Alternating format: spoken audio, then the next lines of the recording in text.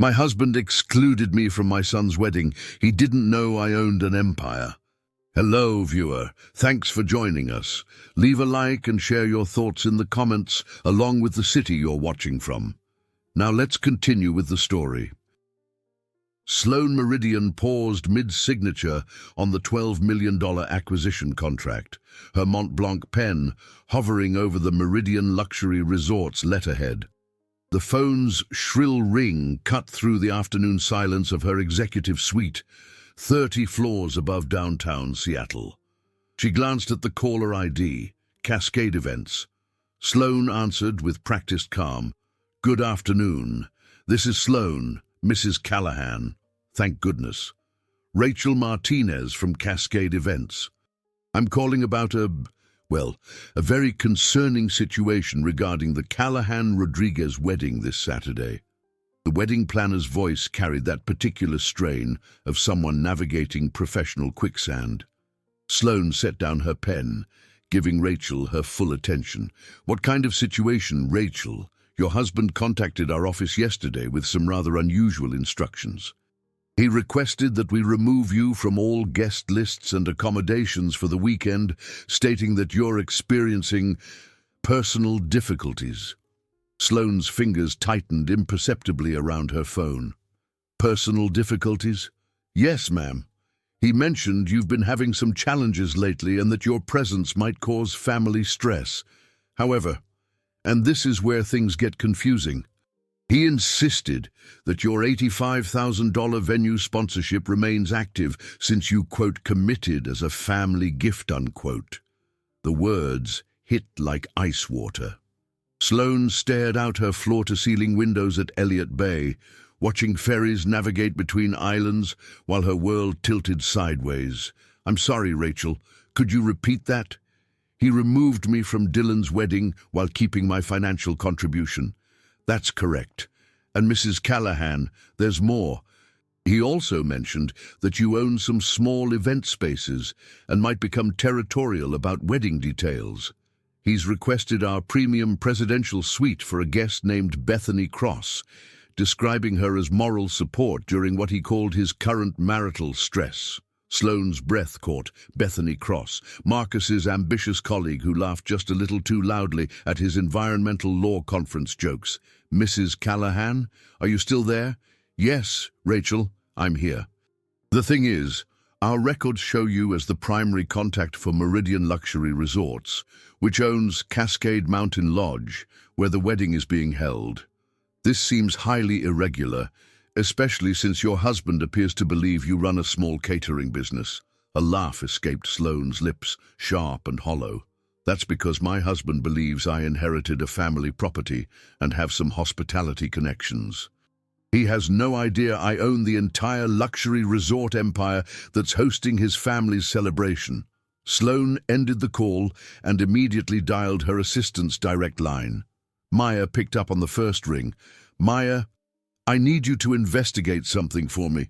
What exactly has Marcus been telling people about my current situation?" Maya's protective instincts activated instantly. "What do you mean, telling people? Has something happened? He's been sharing details about my mental state. Apparently, I need to know what story he's been spinning. Give me 10 minutes. I'll make some calls." While Maya investigated, Sloan pulled up the Cascade Mountain Lodge file on her computer. The property acquisition 3 years ago had been personal as much as professional. Her grandmother's failing lodge had taught her that women in business walked a tightrope between success and the men who couldn't handle their achievements. Her phone buzzed with Maya's callback. "Sloan, I've got updates, and none of them are good. Tell me everything. I called your usual contacts in the industry. Plus, I reached out to Dylan's office since he works in environmental consulting too.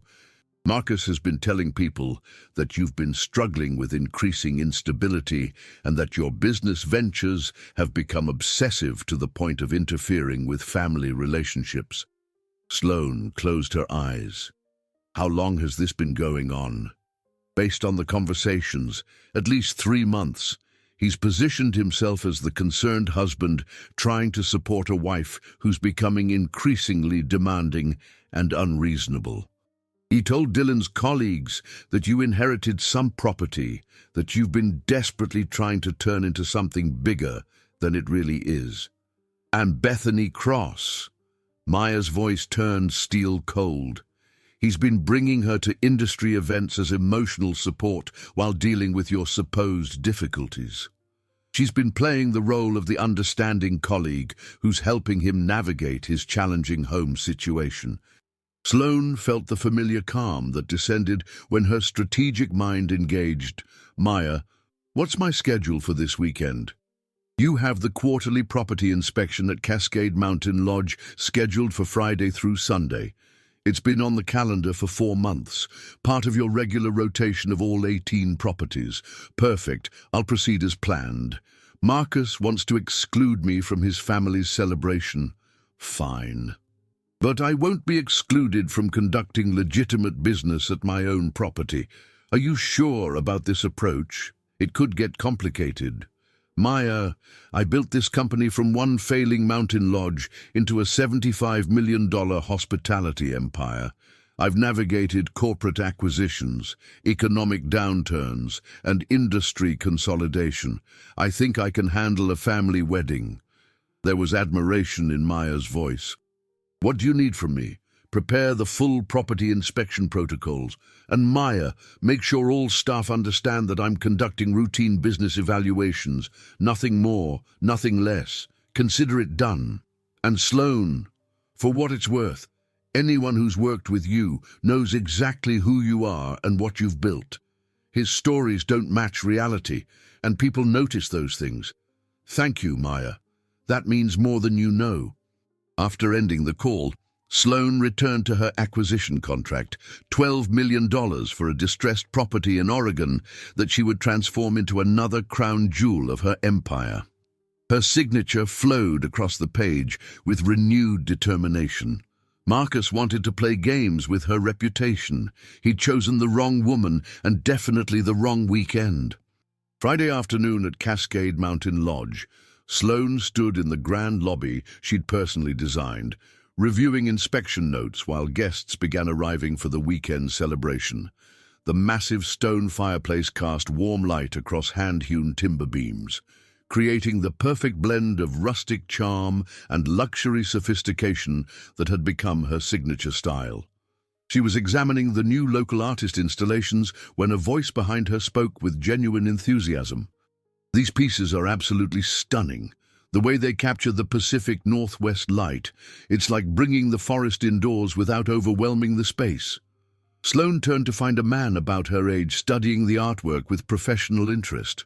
Dark hair, expressive hands that moved as he spoke, and eyes that actually focused on what he was observing rather than scanning for the next important person to impress.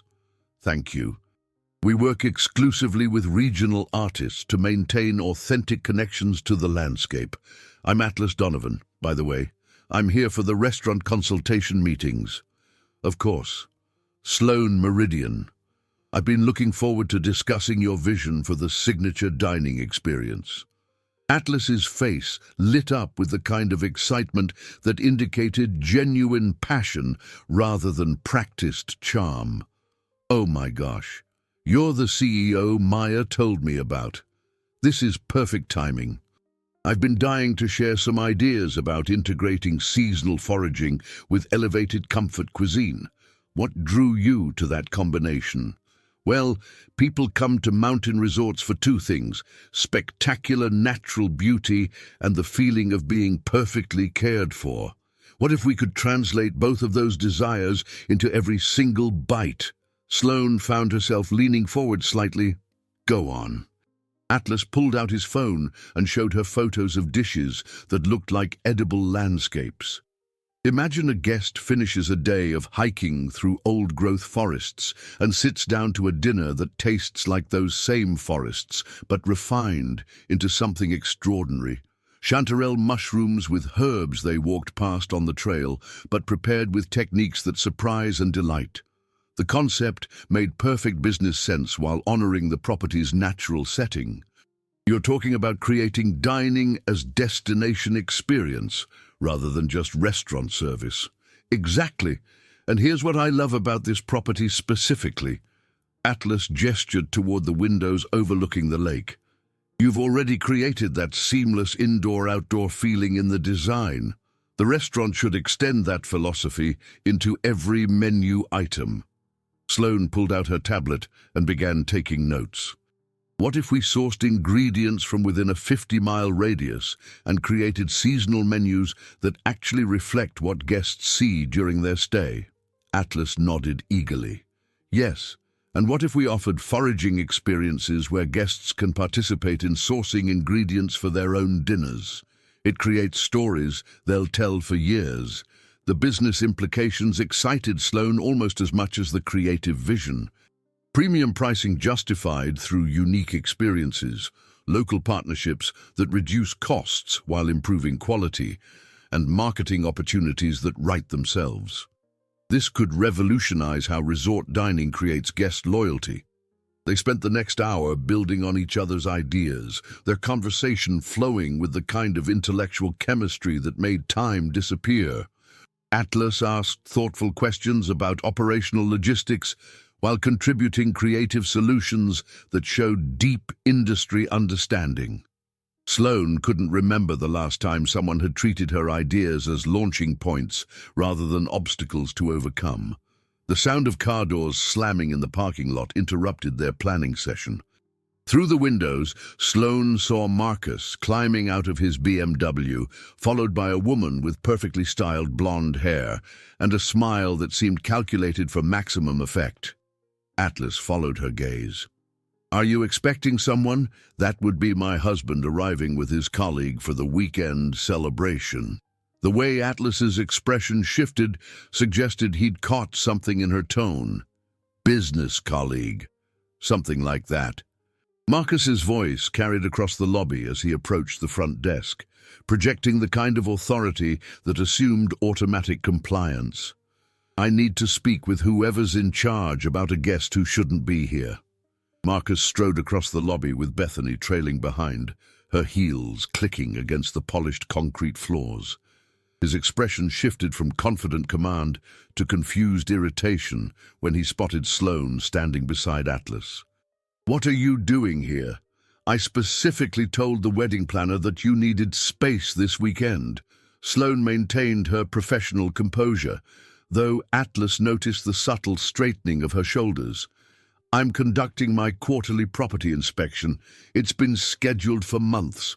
"Property inspection?" Marcus's laugh held no warmth. "Sloan, you can't just show up at Dylan's wedding venue and pretend to have business here. This is exactly the kind of behavior that's been concerning everyone." Bethany stepped forward with practiced sympathy, placing a gentle hand on Marcus's arm.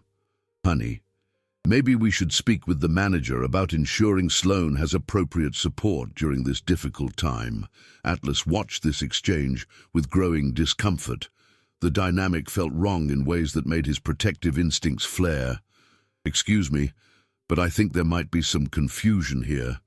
Sloan and I have been discussing the new restaurant project that's scheduled to launch next quarter." Marcus turned his attention to Atlas for the first time, sizing him up with obvious dismissal. "And you are?" "Atlas Donovan. I'm the culinary consultant working on the signature dining concept for this property." Marcus's expression suggested he was dealing with staff who didn't understand their place. "Listen, I appreciate your concern, but my wife sometimes overstates her involvement in these hospitality projects. She inherited a family property and has some industry connections, but she tends to get carried away with the business side of things." The front desk clerk, Jennifer, approached the group with obvious uncertainty. "Mrs. Meridian, should I prepare the owner's suite for your inspection stay as usual?" The question hung in the air like a live wire. Marcus stared at Jennifer, then at Sloan, then back at Jennifer. "Owner's suite?" Jennifer's confusion was genuine. "Yes, sir. Mrs. Meridian conducts quarterly inspections of all Meridian Luxury Resort properties. Cascade Mountain Lodge has been part of the collection for 3 years now." Atlas felt pieces clicking into place as he watched Marcus's confident demeanor crack around the edges. Bethany's practiced sympathy faltered. "Marcus, I thought you said Sloan ran a small catering business." Marcus's voice rose slightly, the first sign that his control over the narrative was slipping. "There's obviously been some miscommunication with the staff training. Sloan, we need to discuss this privately." Sloan's response carried the quiet authority that made Atlas understand why his business instincts had immediately recognized her competence. "Marcus, I'll be staying in the owner's suite as planned for my inspection. You and Bethany should check in with the front desk about your accommodations." She turned to Atlas with a smile that didn't quite reach her eyes. "Should we continue our restaurant planning session? I'd love to hear more about your seasonal sourcing partnerships." As they walked toward the elevator, Atlas heard Marcus behind them, his voice tight with barely controlled frustration. "This is exactly what I was talking about. She does this at every family event now. The owner's suite occupied the entire top floor of the lodge, with panoramic windows showcasing the Cascade peaks, painted gold by the setting sun." Sloan stood at the kitchen island, reviewing property reports while Atlas arranged ingredients he'd brought for an impromptu tasting session. "This space is incredible." Atlas gestured toward the open concept design that flowed seamlessly from living area to gourmet kitchen. "It feels like a home, not a hotel suite." That was intentional. Sloan looked up from her tablet, noting how Atlas moved through the space with natural appreciation rather than calculating assessment. "When guests stay in our premium accommodations, they should feel like they're living their best possible life, not just visiting a fancy room." Atlas paused in his prep work, studying her with new appreciation. "You designed this yourself, every detail. The marble came from a quarry in eastern Washington, the timber from sustainably managed forests within 100 miles of here. Even the furniture was crafted by local artisans whose work reflects the region's character. That's... wow." Atlas shook his head with genuine admiration, his hands gesturing as he spoke. "Most hospitality executives I work with focus on profit margins and operational efficiency. You're thinking about emotional experiences and community impact." Sloan felt warmth spread through her chest at his recognition. What's the point of building something beautiful if it doesn't make people's lives better? Exactly. Atlas began preparing what looked like a deconstructed forest floor on 2 plates, his movements precise but passionate. And that philosophy should extend to every aspect of the guest experience, especially dining. He placed a plate before her with artistic precision. Wild mushrooms foraged this morning, microgreens grown in our test garden, and venison from a local sustainable ranch. The sauce incorporates huckleberries and Douglas fir tips. Sloan took a bite and closed her eyes, processing the complex flavors that somehow tasted exactly like the Pacific Northwest felt. This is extraordinary. It's like eating the landscape itself. That's the goal. Atlas watched her reaction with the intensity of someone whose entire reputation rested on this moment. Food should tell the story of where you are, not just fill your stomach. They spent the next hour discussing menu concepts while sharing the tasting plates Atlas had prepared. Each dish sparked conversations about sourcing partnerships, seasonal variations, and guest experience integration that revealed their shared vision for hospitality excellence. "You know what I love about this approach?" Sloan gestured toward the artistic presentation. "It elevates local ingredients without being pretentious about it. Guests feel sophisticated without feeling excluded." Atlas nodded eagerly. "Exactly. I hate restaurants that make people feel stupid for not understanding complex descriptions. Food should be accessible luxury, not intimidating performance. That's my philosophy for the entire business." Sloan moved to refill their wine glasses with a local Pinot Noir. Luxury hospitality should make people feel special, not inadequate. Atlas accepted the wine, their fingers brushing briefly during the exchange. "Can I ask, What drew you to that approach specifically? My grandmother.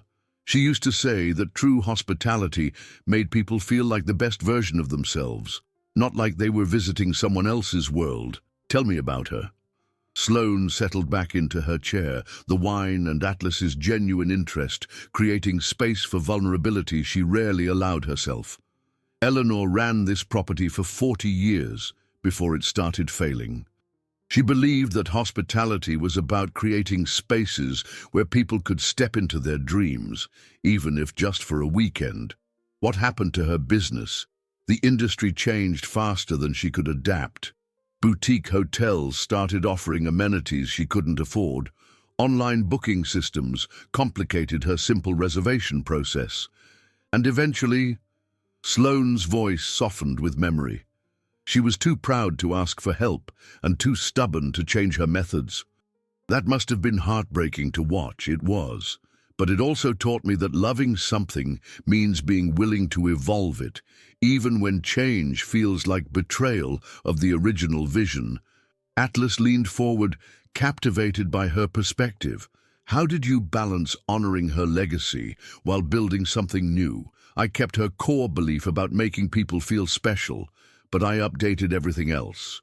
Modern amenities, sustainable practices, technology integration, all in service of that original mission to help people access their best lives. That's brilliant strategic thinking. Atlas's admiration was evident in his voice. You honored the heart while upgrading the execution. Their conversation was interrupted by voices in the hallway outside. Marcus's tone carrying frustration that penetrated the suite's solid doors. I don't understand why you're making this so complicated, Dylan. She's going through a difficult phase right now, and having her hovering around the wedding venue is just going to create unnecessary drama. Dylan's response was measured but firm.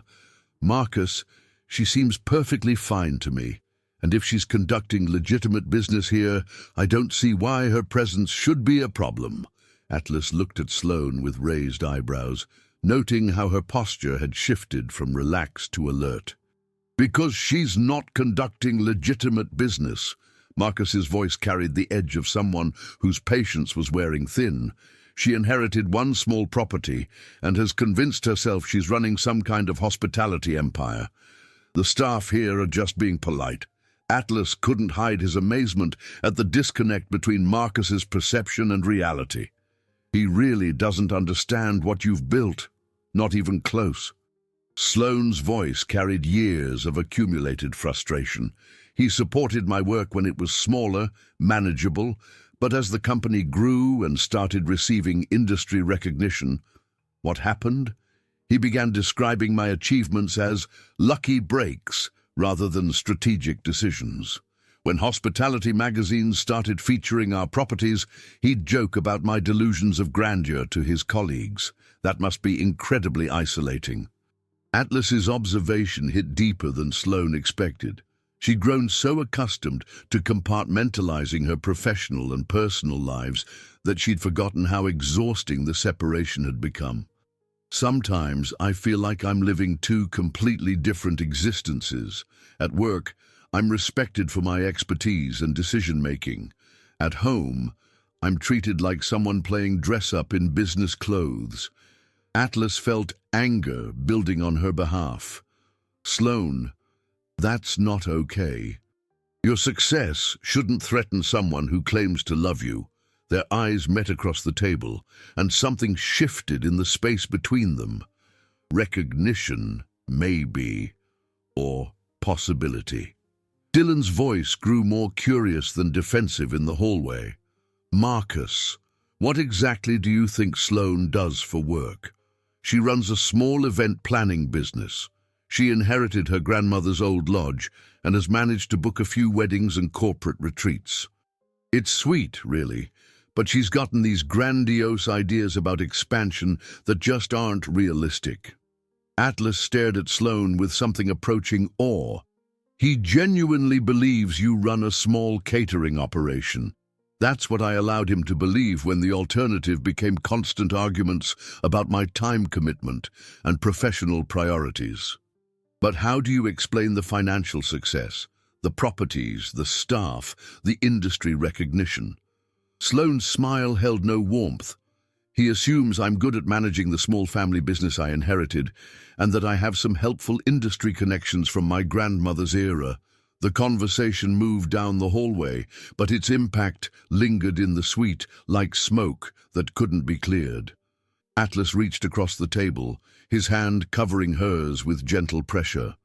How long have you been protecting his ego at the expense of your own recognition?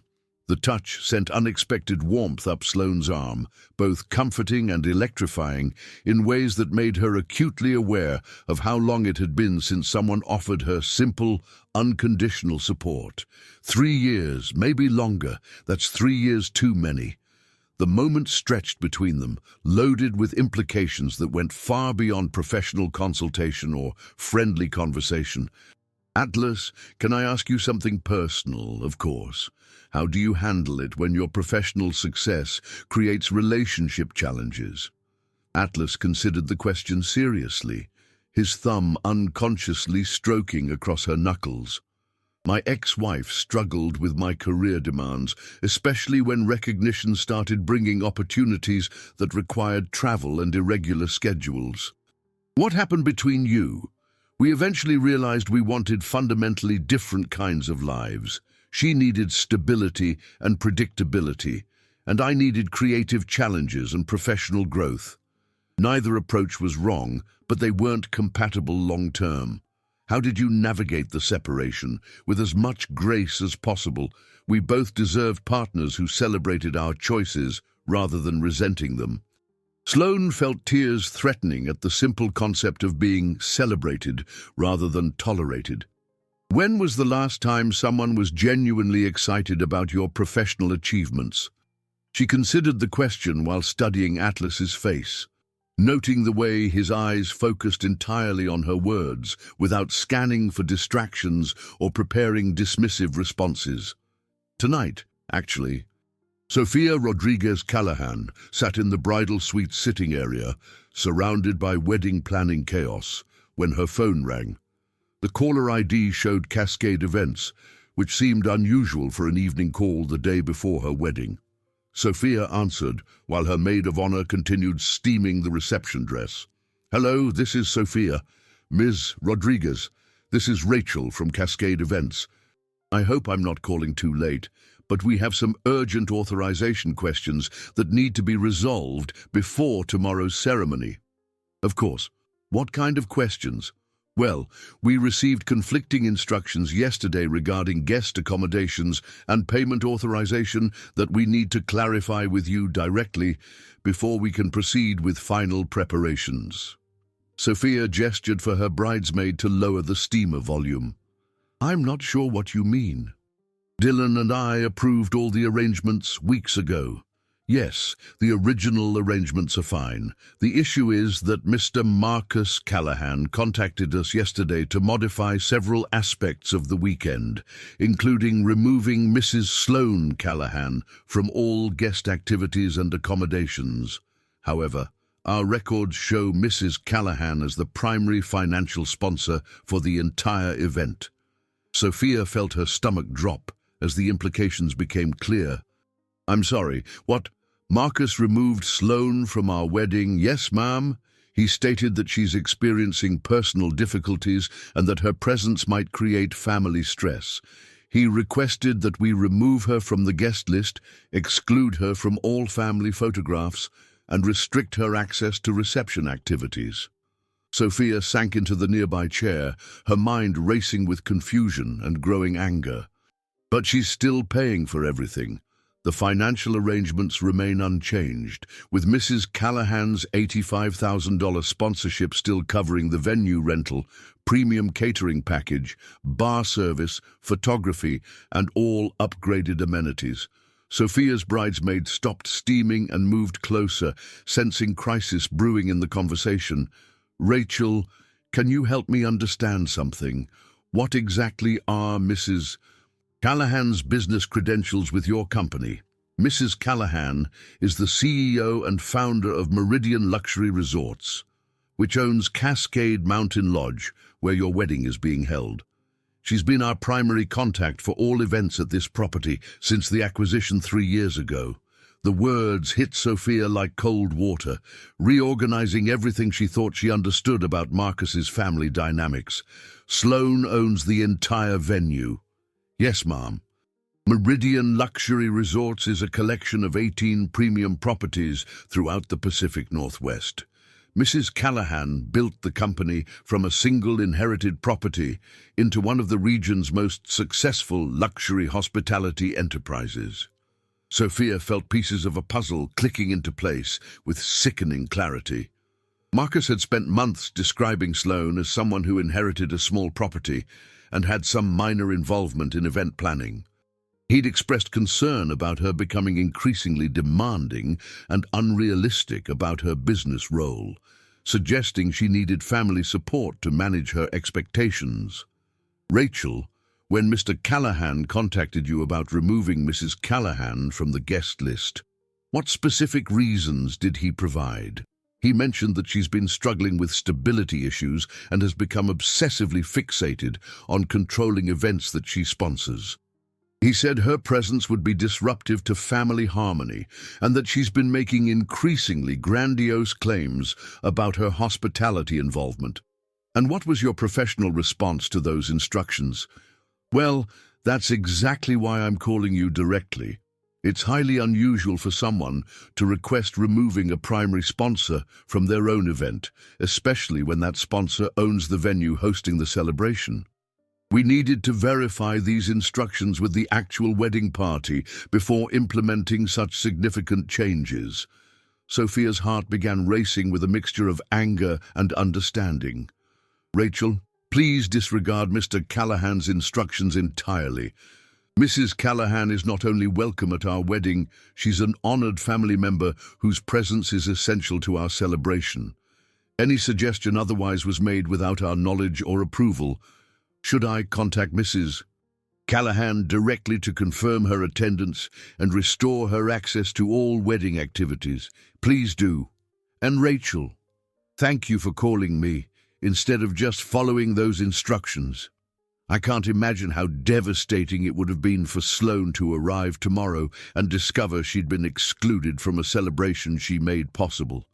After ending the call, Sophia immediately dialed Dylan's number, her anger building with each ring.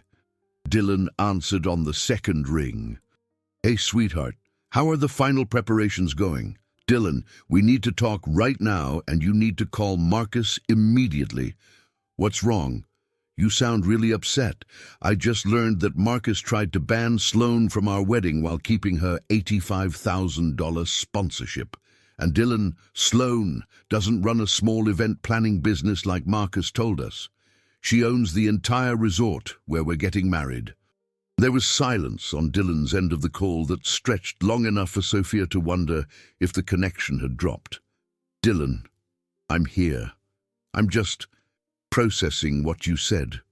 Marcus told us she inherited some property and had hospitality connections, but that she'd been getting unrealistic about her involvement level.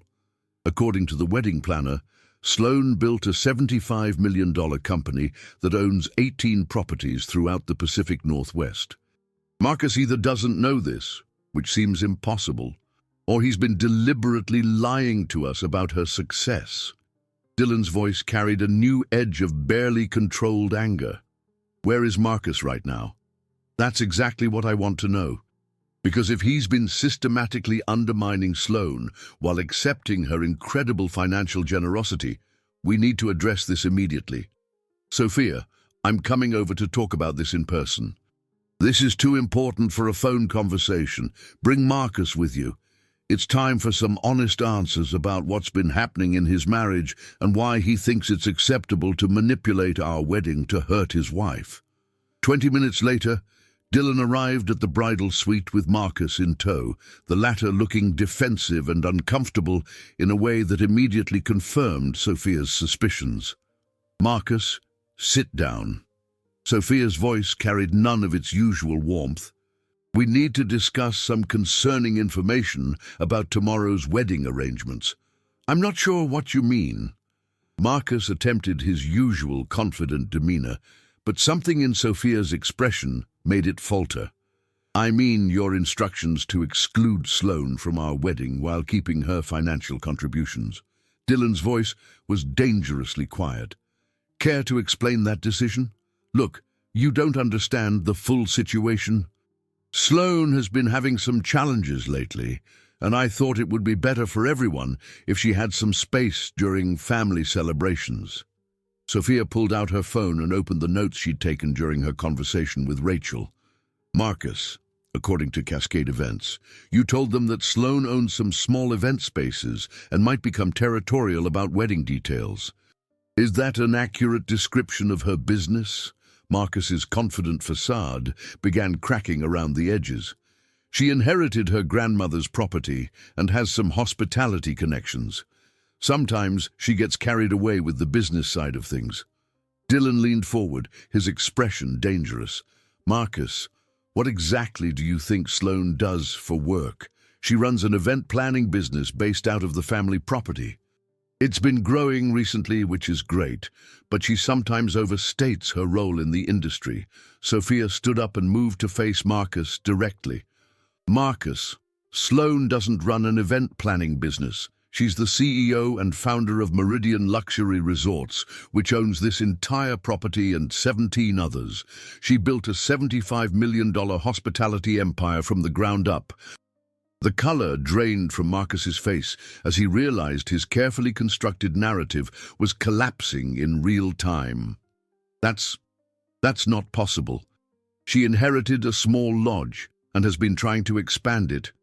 But Dylan's voice cut through Marcus's protests with surgical precision. She's been paying for our entire wedding celebration out of pocket while you told us she was struggling with mental health issues.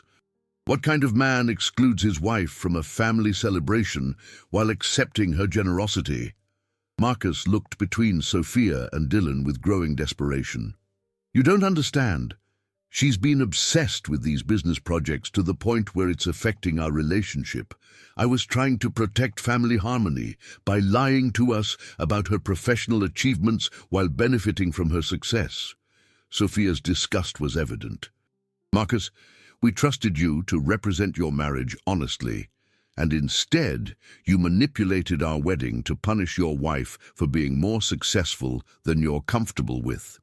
The confrontation was interrupted by a soft knock on the suite door.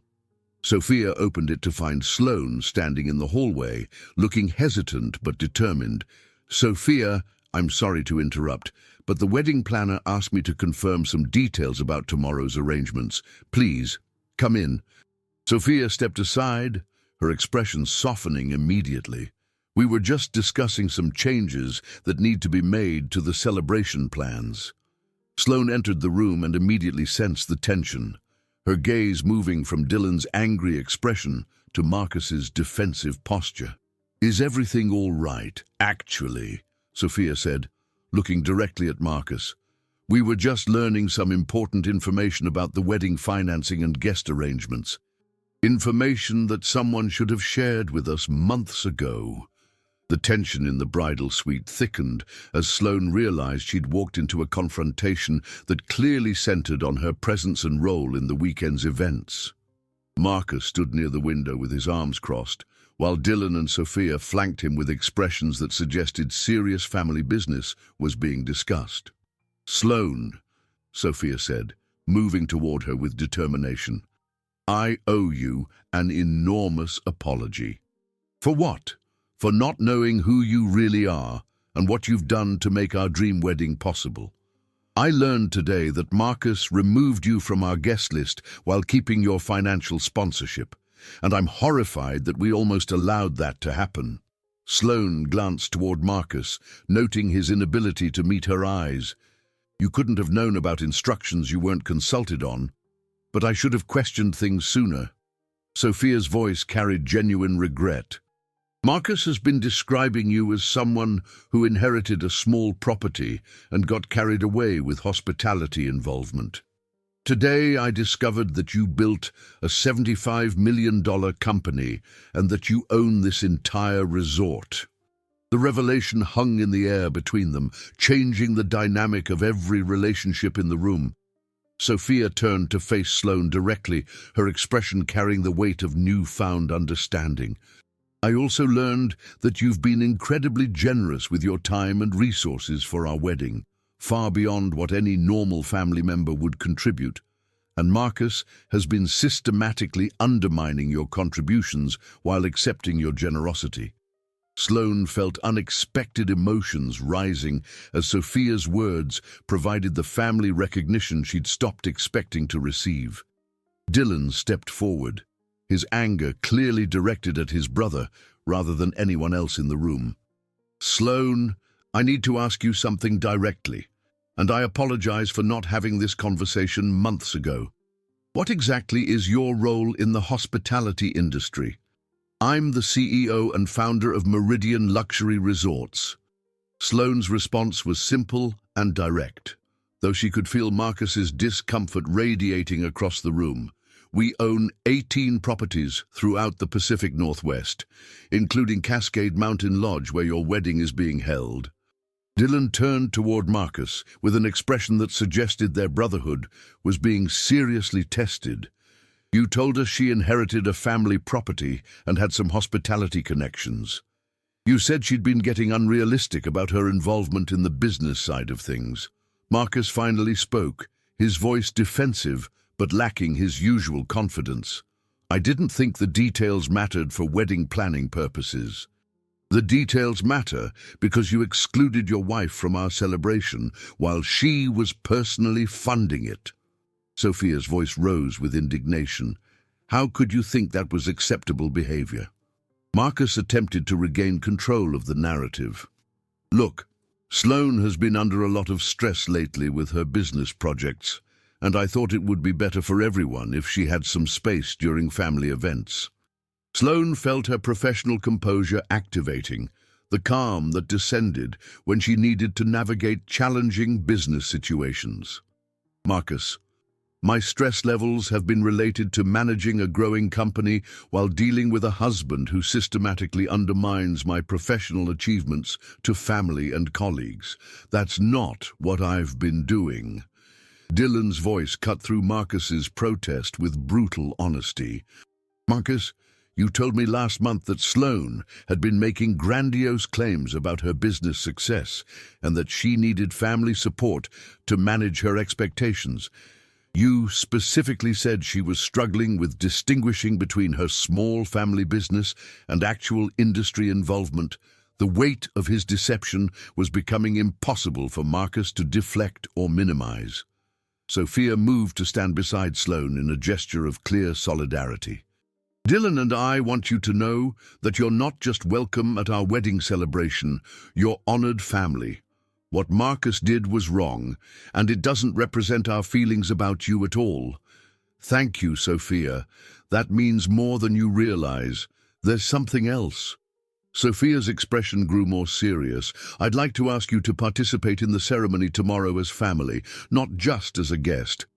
Would you be willing to do a reading during the service? Sloan felt tears, threatening for the first time in months.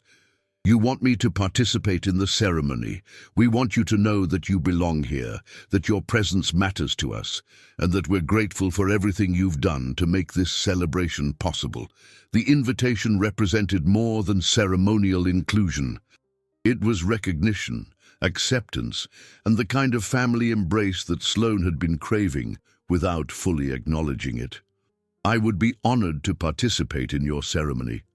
Sophia hugged her with genuine warmth that contrasted sharply with the coldness emanating from Marcus's direction. Dylan addressed his brother with the kind of serious tone that indicated their relationship was at a crossroads. Marcus, you and I are going to have a very long conversation after the wedding about how you've been treating your wife and what kind of man you want to be going forward. Marcus's defensive posture suggested he understood the gravity of the situation, but wasn't prepared to acknowledge his behavior publicly.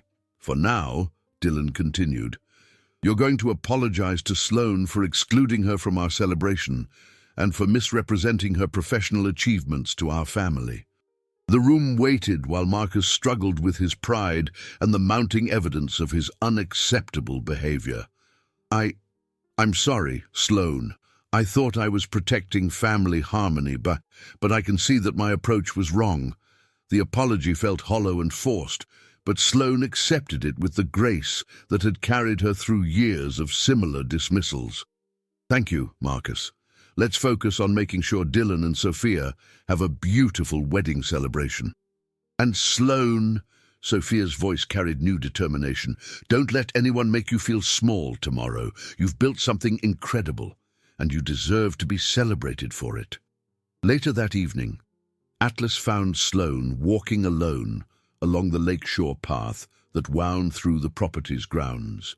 The setting sun painted the water copper and gold, creating the kind of natural beauty that had inspired her vision for the resort's integration with its environment. "Mind if I join you?" Atlas's voice carried the gentle consideration that had characterized all their interactions. "Please." Sloan gestured toward the path ahead. "I needed some air after this afternoon's family drama." They walked in comfortable silence for several minutes, the only sounds coming from gentle waves lapping against the shoreline and evening birds settling into the tall pines that surrounded the lake. "How are you feeling about everything that happened with Dylan and Sophia?" Atlas finally asked. "Grateful, surprised, a little overwhelmed by their support. You deserve that support." Atlas stopped walking and turned to face her directly. "What Marcus did was inexcusable, and I'm glad your family recognized that. It's complicated." Sloan continued along the path, gathering her thoughts. "Part of me has been enabling his behavior by accommodating it rather than confronting it directly. That doesn't make his choices your responsibility, no, but it makes me wonder how many opportunities I've missed to address problems instead of managing around them." Atlas resumed walking beside her, matching her pace as they rounded a bend that revealed the lodge's main building across the water. "What do you mean? For years, I've been compartmentalizing my professional and personal lives to avoid conflict, allowing Marcus to minimize my achievements to preserve peace in our marriage. But the cost of that approach has been significant." "In what ways?" Sloan considered how to articulate feelings she'd been suppressing for so long. "I've stopped expecting recognition or celebration from the people closest to me. I've learned to find validation entirely through work because I can't rely on personal relationships to provide it." That sounds incredibly lonely. The observation hit deeper than Sloan expected, opening emotional territory she rarely allowed herself to explore. "It is, but it also felt necessary to maintain stability in other areas of my life." Atlas stopped walking again, this time moving to face her with an expression of serious concern. "Sloan, stability that requires you to hide who you are isn't actually stable. It's just postponed conflict. I know that intellectually, but when you're living in the situation day by day, it's easier to rationalize the behavior as temporary adjustment challenges rather than fundamental incompatibility. How long have you been protecting his ego at the expense of your own recognition?" 3 years, maybe longer. Atlas felt anger building on her behalf, but kept his voice gentle. "That's 3 years too many. You've built something extraordinary, and you deserve a partner who celebrates that achievement rather than resenting it." They resumed walking as darkness began settling over the lake, the lodge's windows glowing warmly across the water like lanterns guiding travelers home. "Can I ask you something personal?" Sloane's voice carried vulnerability that Atlas hadn't heard before. "Anything. How do you maintain confidence in your professional abilities when someone you care about constantly questions your judgment and success?" Atlas considered the question seriously while they walked. "By surrounding myself with people who recognize and respect my expertise, by focusing on results rather than others' opinions about those results, and by refusing to shrink myself to make other people comfortable. That sounds healthier than my approach." What's your approach? Sloane's laugh held no humor. Compartmentalization and strategic avoidance. I excel professionally while tiptoeing around personal relationships that can't handle my success. Atlas stopped walking entirely and turned to face her with an intensity that made her heartbeat quicken. Sloan, you shouldn't have to tiptoe around anyone. The right people will be proud of what you've accomplished, not threatened by it. Their eyes met in the growing darkness, and something shifted between them that went beyond professional consultation or even friendship. Recognition, attraction, and the possibility of connection based on mutual respect rather than accommodation or diminishment. The moment was interrupted by the sound of footsteps on the path behind them. Marcus appeared around the bend, walking quickly and looking agitated. "Sloan, we need to talk privately." Atlas felt protective instincts activate as he noted Marcus's demanding tone, and the way Sloane's posture immediately shifted to defensive alertness. "Is everything all right?" Atlas's question was directed towards Sloane rather than Marcus. "Everything's fine." Marcus's response carried irritation at Atlas's continued presence. "This is a private matter between my wife and me." Sloane looked between the two men, recognizing the tension building but uncertain how to navigate it without creating additional conflict. "Atlas, would you mind giving us a few minutes? I'll catch up with you later." Atlas hesitated, clearly reluctant to leave Sloane alone with someone whose behavior had become increasingly concerning throughout the day. "Of course, but I'll be at the lodge if you need anything." The implicit offer of support wasn't lost on anyone present. Marcus watched Atlas walk back toward the building with obvious resentment, while Sloane felt unexpected warmth at having someone willing to provide backup without being asked. Once Atlas was out of earshot, Marcus's composure cracked entirely. "What exactly is going on between you and that chef?" Marcus's question hung in the evening air between them, loaded with accusations that Sloane hadn't expected but perhaps should have anticipated. The lake lapped gently against the shoreline, providing peaceful soundtrack that contrasted sharply with the tension crackling between husband and wife. "I'm not sure what you mean." Sloane's response was measured, though she could feel her heart rate elevating as she recognized the dangerous territory they were entering.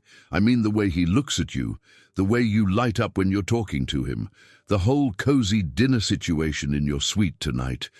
Sloane felt anger building at Marcus's possessive tone, especially given his own behavior with Bethany throughout the weekend. "Atlas and I were discussing the restaurant project.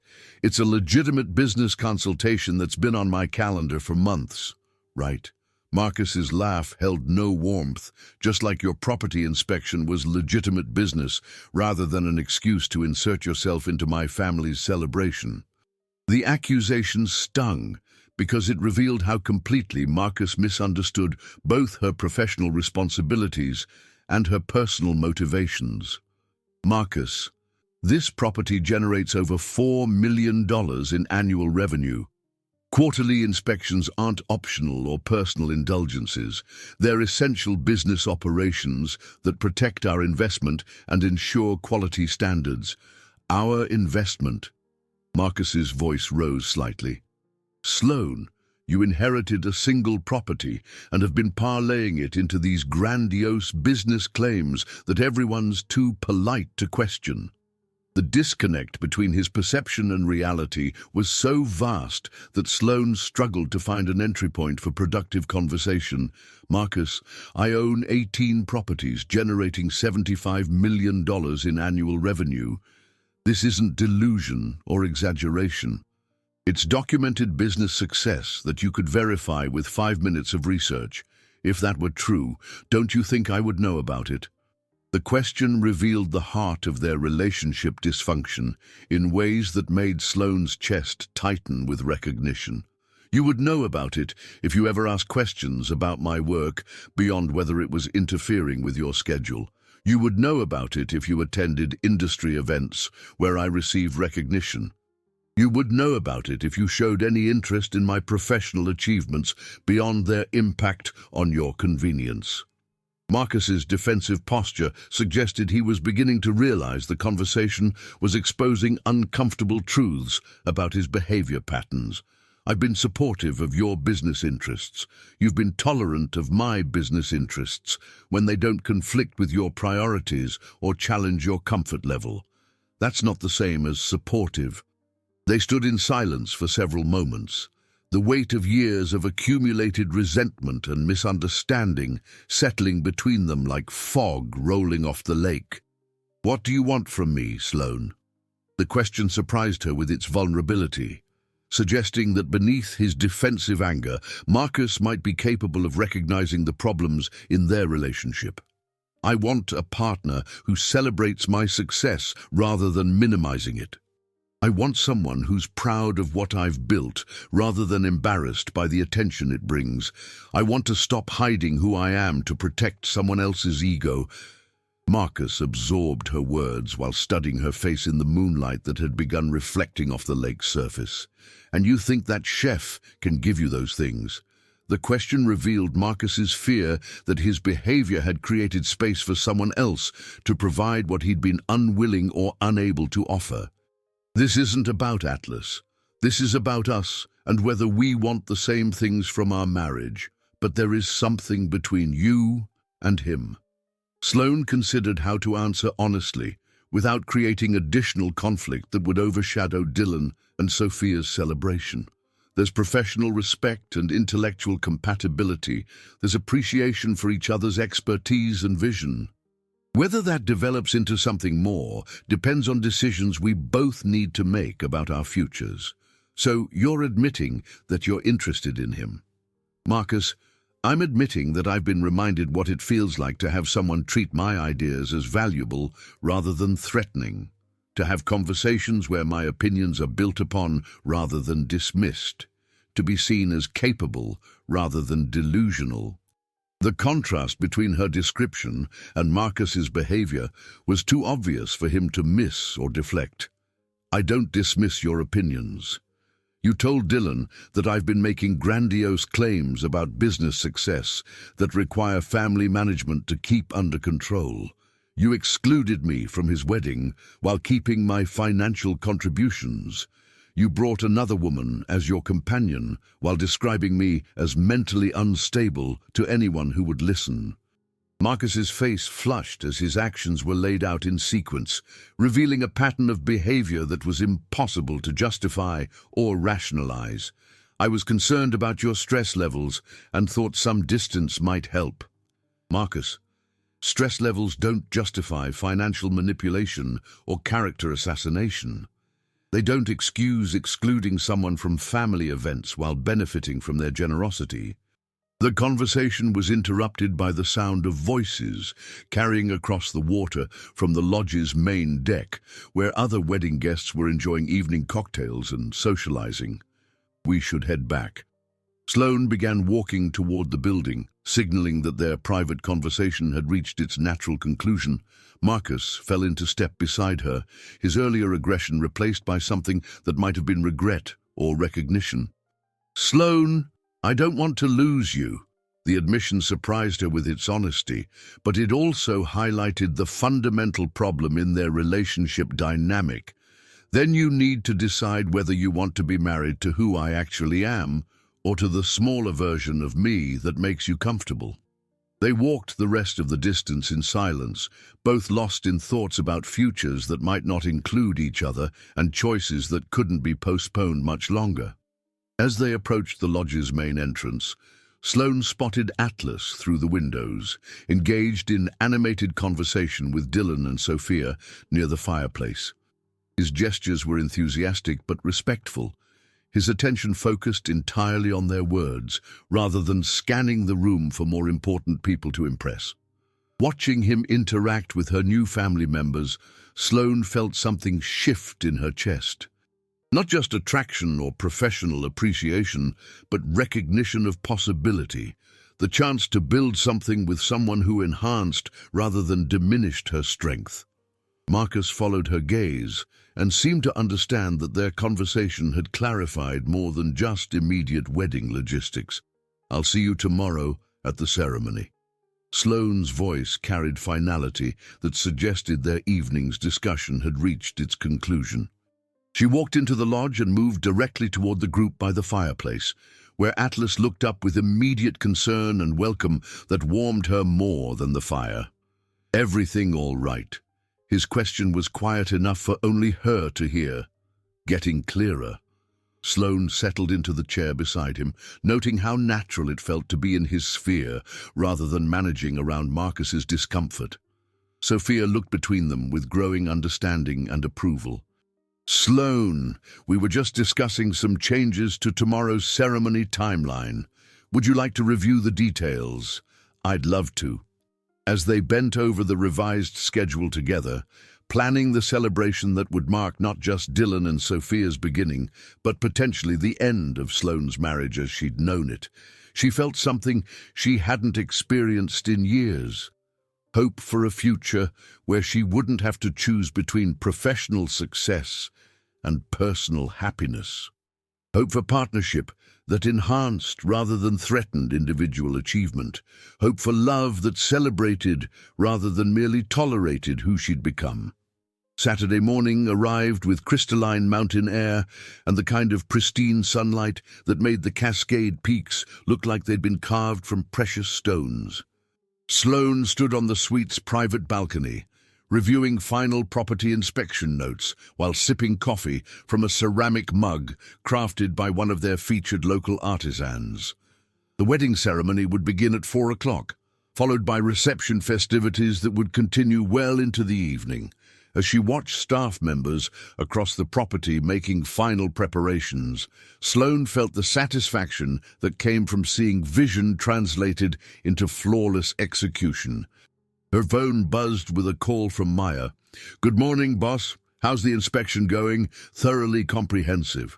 Sloan moved back inside the suite while talking, settling into the living area where she'd spent the previous evening in conversation with Atlas. The property is performing exceptionally across all metrics.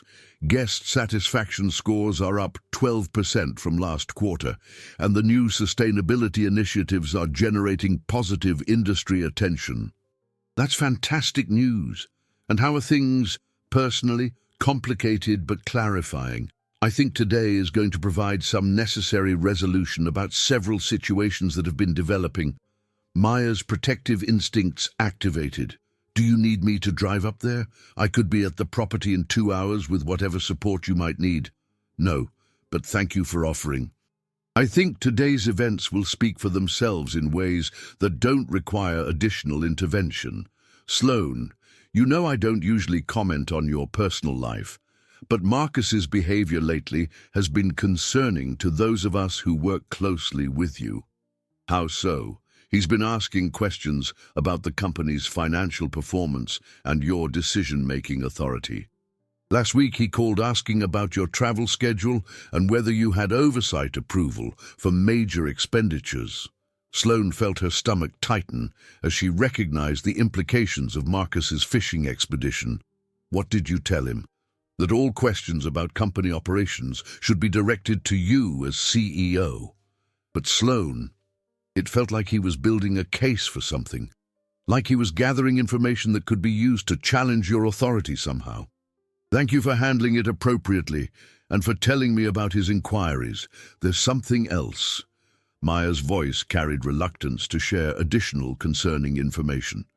He also contacted Jennifer in accounting, asking whether your salary and benefits package required board approval and whether there were any restrictions on your spending authority. The implications hit Sloan like ice water. Marcus was investigating her professional credentials and financial authority as if preparing to challenge them publicly or legally. Maya, I need you to prepare complete documentation of my founding role, ownership stake, and operational authority for the company. Everything from incorporation papers to recent board resolutions confirming my position. Are you expecting legal challenges to your authority? I'm expecting someone to question my credibility in public, and I want to be prepared with documented facts rather than defensive emotions. Consider it done. I'll have everything compiled and ready to email within the hour. along with character references from industry partners and financial documentation showing the company's growth trajectory under your leadership. Thank you, Maya. You've been an incredible asset through all of this uncertainty. Sloan, for what it's worth, everyone who works with you professionally knows exactly what you've built and who you are as a leader. Whatever challenges you're facing personally, your professional reputation is rock solid. After ending the call, Sloan moved to her laptop and began preparing for what she suspected would be a confrontational day. If Marcus intended to publicly challenge her business credibility, she would respond with comprehensive evidence rather than emotional defensiveness. Her preparation was interrupted by soft knocking on the suite door. Through the peephole, she saw Sophia standing in the hallway, looking nervous but determined, with what appeared to be wedding-related documents in her hand. Sloan opened the door with a welcoming smile. "Sophia, good morning. How are the final wedding preparations progressing? They're going beautifully, but I was hoping we could talk privately for a few minutes. There are some things I need to say to you before the ceremony, and some decisions I'd like to discuss. Of course. Please, come in." Sophia entered the suite and immediately moved toward the windows overlooking the lake, gathering her thoughts while taking in the view that had become synonymous with successful hospitality design. "Sloan, I owe you an enormous apology that goes beyond what I said yesterday evening.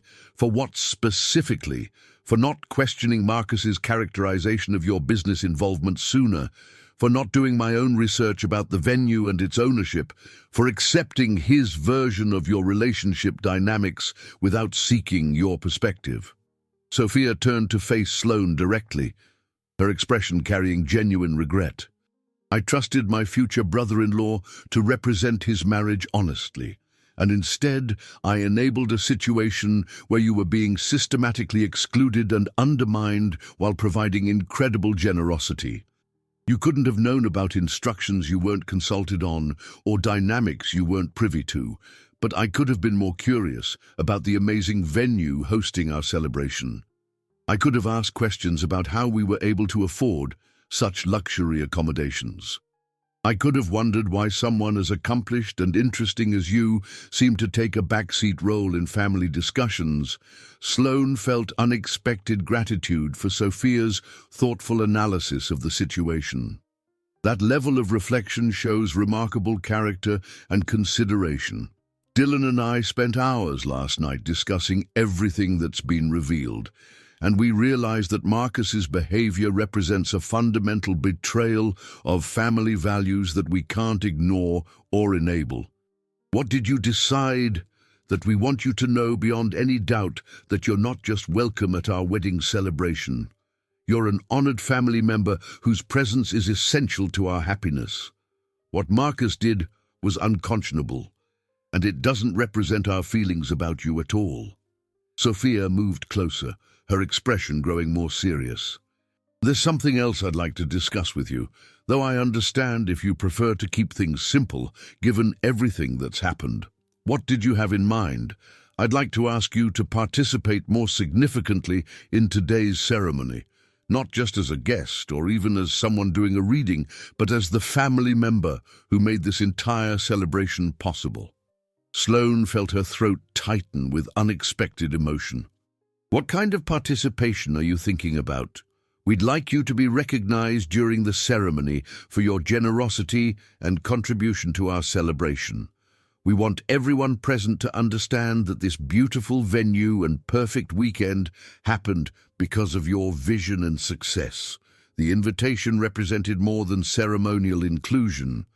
It was public recognition, family validation, and the kind of acknowledgement that Sloan had been craving without fully understanding how much she needed it." "Sophia, that's incredibly generous, but I don't want my personal situation with Marcus to overshadow your special day. Honestly?" Sophia's smile carried determination. "Celebrating you and what you've accomplished would enhance our special day, not overshadow it. We want our wedding to represent family unity and recognition of each person's contributions." There's something else. Sophia pulled out the documents she'd been carrying. Dylan and I want to make a financial contribution to your business or a charity of your choice, to acknowledge that we've been benefiting from your generosity without reciprocating appropriately. Sloan was genuinely moved by the gesture. That's completely unnecessary. Your friendship and family acceptance are more valuable than any financial contribution. Maybe so, but we want to do something tangible to demonstrate that we understand the magnitude of what you've given us and that we don't take it for granted. Sophia's thoughtfulness highlighted the contrast between her approach to family relationships and Marcus's pattern of taking advantage while providing minimal recognition or reciprocation. If you're determined to make a contribution, I'd prefer it go toward the local artisan cooperative that provides furnishings and artwork for our properties. They're doing important work supporting regional creative communities. Perfect. Consider it done. Sophia moved toward the door, then turned back with one final observation. Sloan, I hope you know that whatever happens with your marriage, you have family here who respect and appreciate exactly who you are. The simple statement provided the kind of unconditional acceptance that Sloan had been missing for years without fully recognizing the absence.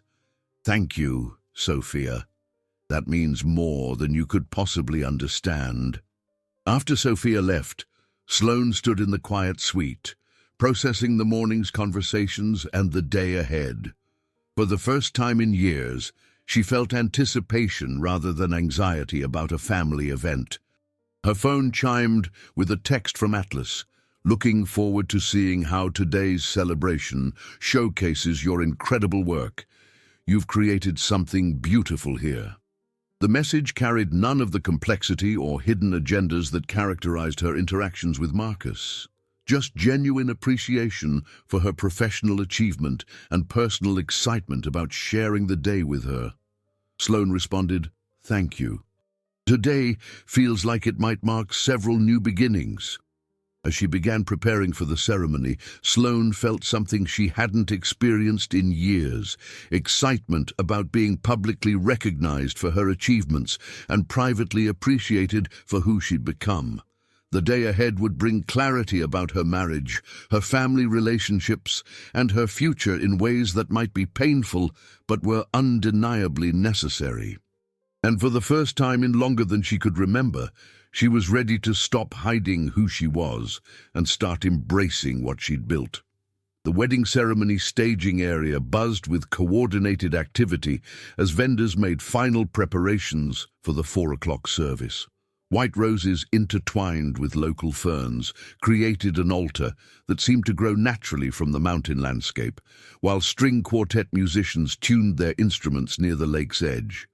Sloan stood beside the stone altar, reviewing the reading Sophia had personally selected for her to perform. Feeling nervous anticipation that had nothing to do with public speaking and everything to do with the confrontation she sensed building throughout the weekend. Atlas approached carrying a clipboard and wearing chef's whites that somehow managed to look both professional and elegant against the rustic ceremony backdrop. "How are the final kitchen preparations progressing?" Sloan asked, grateful for his steady presence amid mounting family tensions. "Everything's precisely on schedule. The appetizer stations are staged, the main course components are prepped to perfection, and the dessert display looks like something from a luxury magazine spread." Atlas gestured toward the reception area, where staff members arranged tables under towering pine trees, their movements choreographed with the precision that reflected Sloan's exacting standards.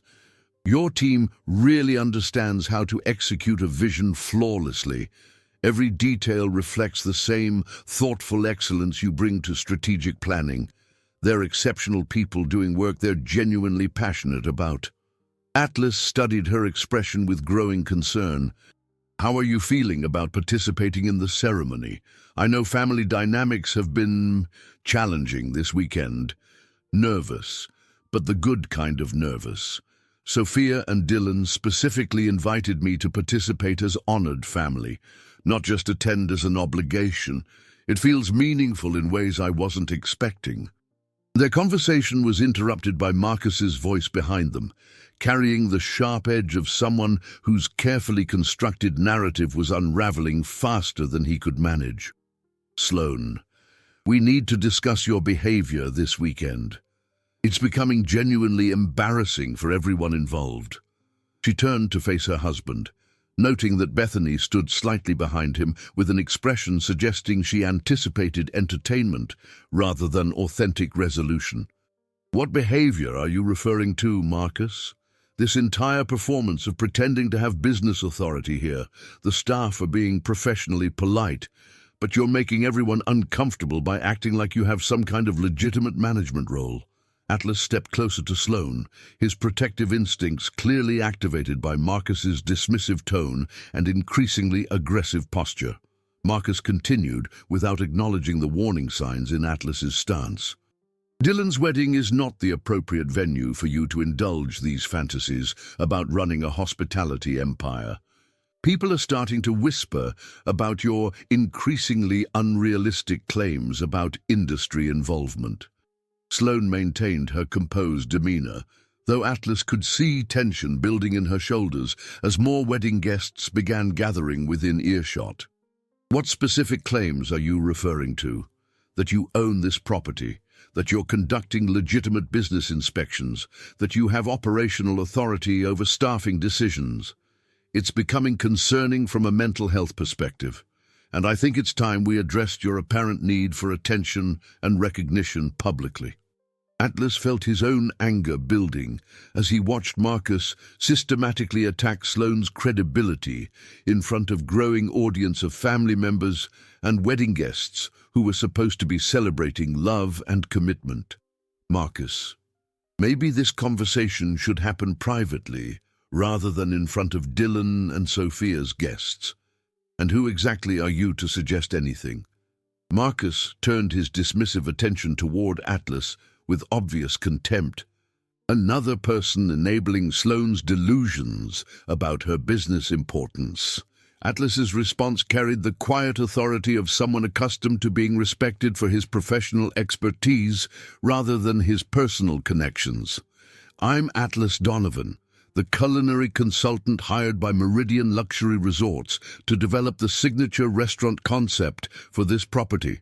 I report directly to the CEO and founder of the company."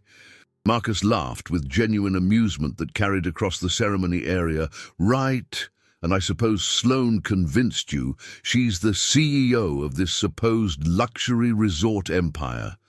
Actually, our business relationship was established through my agent and the company's executive management team before I ever met Sloan personally. I've been working with Meridian Luxury Resorts for 3 months on this expansion project."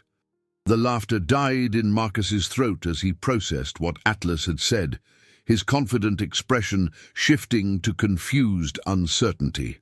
Dylan approached the group with Sophia at his side, both wearing expressions that suggested determination rather than pre-ceremony celebration. "Marcus, we need to address this situation immediately." Dylan's voice carried an authority that Marcus rarely challenged directly. "Because apparently you've been systematically lying to our entire family about Sloan while accepting her incredible financial generosity for our celebration." Marcus's confident demeanor began cracking around the edges as he realized the conversation was spiraling beyond his ability to control or redirect. "I think there's been some fundamental misunderstanding about the weekend's financial arrangements and Sloan's actual involvement." "There's been no misunderstanding on our part." Sophia stepped forward with official documentation in her hand. "These are the complete contracts and payment records for our wedding celebration. $85,000 in total costs covered entirely by Sloan's personal sponsorship, for an event being held at a property owned by the company she founded and operates as CEO. The wedding guests who had gathered nearby began listening more intently as the family drama unfolded in real time, their festive expressions shifting to fascination and concern. Marcus's face flushed as he realized his carefully constructed version of reality was collapsing in the most public possible setting. Dylan, you're not understanding the complete situation here. I understand perfectly. You systematically excluded your wife from our wedding celebration while keeping her money, and you've been deliberately lying to us about her professional achievements for years. Dylan's voice rose with barely controlled anger that carried across the ceremony area. How could you think that was acceptable behavior towards someone who made our dream wedding possible? Marcus attempted damage control, while Bethany began looking uncomfortable with the negative attention. Look, Sloan has been under enormous stress lately with her business projects, and I was trying to protect family harmony during your special weekend by financial manipulation and character assassination. Sophia's disgust was evident to everyone within hearing distance. Marcus, we trusted you to represent your marriage honestly, and instead you used our wedding to punish your wife for being more successful than you're comfortable with. The moment Marcus had been dreading finally arrived as his deception exploded in the most public and humiliating possible circumstances. Wedding guests began murmuring among themselves as they processed the implications of what they were witnessing, their expressions ranging from shock to admiration for Sloane's grace under such personal attack. Atlas moved to stand clearly beside Sloan in a gesture of solidarity that wasn't lost on anyone present. Whatever business arrangements exist here, it's obvious that Sloan deserves respect rather than public humiliation from someone who's supposed to love her. Marcus turned toward Atlas with desperation replacing his earlier confidence. You don't understand the complexities of our marriage or the pressure she's been under lately. I understand that successful women shouldn't have to hide their achievements to protect insecure partners. Atlas's response carried across the ceremony area with conviction, and I understand that anyone who tries to diminish someone like Sloan is revealing their own limitations rather than hers. The confrontation reached its peak as more family members and wedding guests gathered to witness what was clearly a marriage dissolving in real time. Dylan stepped between Marcus and Sloan with protective authority. Marcus, you're going to apologize to Sloan immediately for excluding her from our celebration, and then you're going to sit down and be quiet while we honor the person who actually made this weekend possible. The ultimatum hung in the mountain air like smoke, impossible to ignore and carrying consequences that would reshape family relationships permanently. The wedding ceremony area fell into tense silence as Marcus struggled with his pride and the mounting evidence of his unacceptable behavior laid bare before dozens of witnesses. The string quartet had stopped tuning their instruments, and even the catering staff paused their preparations to observe the family crisis unfolding. Jennifer, the front desk manager who had worked at the property since Sloan's acquisition, approached the group with obvious reluctance but professional determination. Excuse me, I'm sorry to interrupt, but there seems to be some confusion about property ownership and authorization that I need to clarify for our event insurance purposes.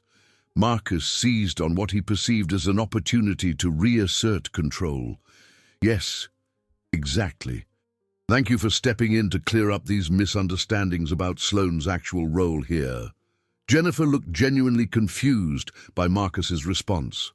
Sir, I was actually coming to confirm Mrs. Meridian's preferences for the evening service protocols. As the property owner, she typically reviews all major event operations personally. The words hit the assembled group like a physical force, reorganizing everyone's understanding of the situation in ways that left Marcus exposed and humiliated. Property owner. Bethany spoke for the first time, her voice carrying shock rather than the saccharine sweetness she'd maintained throughout the weekend. Yes, ma'am. Jennifer's professional composure remained intact despite the obvious family drama. Mrs.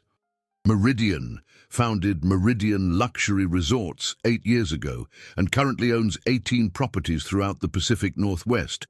Cascade Mountain Lodge has been part of her collection for 3 years. Dylan stared at his brother with an expression that suggested their relationship was being fundamentally re-evaluated. "Marcus, you told us Sloan inherited a small family property and had some hospitality connections." Marcus's desperate attempts to maintain credibility were failing spectacularly. There may have been some miscommunication about the scope of her business involvement. Atlas felt compelled to support the truth that was finally emerging. There's been no miscommunication. Sloan built a $75 million hospitality empire through strategic acquisition and exceptional operational management. Her industry reputation is impeccable. Sophia pulled out her phone and began searching for information that confirmed what Jennifer and Atlas were stating. Marcus. According to hospitality industry publications, Sloan has been featured as one of the Pacific Northwest's most successful female entrepreneurs. How could you not know this about your own wife? The question exposed the heart of their marriage dysfunction in ways that were impossible for Marcus to deflect or rationalize. Wedding guests began pulling out their own phones, searching for information about Meridian Luxury Resorts and finding extensive documentation of Sloan's professional achievements that contradicted everything Marcus had told them. "Oh my gosh," whispered one of Sophia's bridesmaids, looking at her phone screen. "She's been featured in Forbes and Travel and Leisure magazine. This company owns some of the most exclusive properties in the region." Marcus watched his carefully constructed narrative collapse as social media searches revealed the scope of Sloan's success to everyone present. Dylan's voice carried dangerous quiet. "Marcus, you excluded the owner of this entire resort from our wedding while keeping her financial contribution. The humiliation was total and public, witnessed by family, friends, and wedding vendors who would carry the story far beyond the immediate ceremony." Atlas stepped forward with protective determination. "Maybe we should focus on celebrating Dylan and Sophia's wedding rather than continuing to expose family dysfunction." "Actually," Sophia said, her voice carrying new strength, "I think we should focus on honoring the person who made this entire celebration possible." She moved to stand beside Sloan with clear solidarity. "Everyone here needs to understand that this beautiful venue, this perfect weekend, this entire experience happened because of Sloan's vision, generosity, and business excellence." Sophia's bridesmaid began applauding, followed quickly by other wedding guests who recognized the injustice of the situation and Sloan's grace in handling it. The applause grew as more people joined in, creating a moment of public recognition that Marcus had spent years trying to prevent. Sloan felt tears threatening for the first time in the entire confrontation. Overwhelmed by the family acceptance and public validation she'd stopped expecting to receive. Atlas moved closer to her, his presence offering steady support without overwhelming her moment of triumph. Dylan addressed the assembled guests with authority that left no room for misunderstanding. "Everyone here should know that Sloan Meridian built an incredible company from nothing, paid for our entire wedding celebration, and has been systematically undermined by someone who should have been her biggest supporter." The public acknowledgement of Marcus's behavior sealed his isolation from family members who had finally seen through his manipulation and character assassination. Marcus stood alone while his wife was surrounded by genuine appreciation and respect from people who could recognize excellence when they saw it. Bethany quietly slipped away from the group, apparently having no interest in being associated with the aftermath of Marcus's exposure and humiliation. Jennifer approached Sloan with professional respect. "Mrs. Meridian, should we proceed with the ceremony preparations as originally planned?" "Absolutely." Sloan's voice carried strength that had been building throughout the confrontation. "Dylan and Sophia deserve a perfect wedding celebration, and that's exactly what they're going to receive." The crisis reached its resolution as the wedding party refocused on celebration rather than family drama. But the power dynamics had shifted permanently in ways that would reshape all their relationships going forward. Atlas offered Sloan his arm with a smile that conveyed pride in her strength and character. "Shall we ensure this becomes the most memorable wedding celebration in Cascade Mountain Lodge history, for all the right reasons this time?" Sloan accepted his support while feeling something she hadn't experienced in years, the freedom to be completely herself without apology or accommodation. The ceremony would proceed, but the woman participating would be fundamentally different from the one who had arrived at the property just 2 days earlier. 3 hours later, the wedding ceremony had concluded with heartfelt vows that gained deeper meaning from the afternoon's revelations about love, respect, and authentic partnership.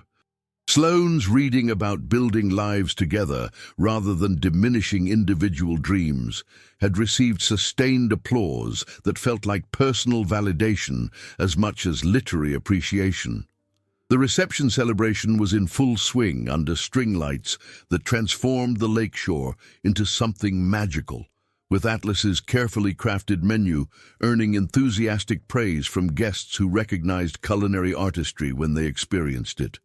Sloan stood near the dessert station, watching Dylan and Sophia dance their first married dance, while Atlas approached with 2 glasses of champagne and an expression of quiet satisfaction. "The evening has been absolutely perfect."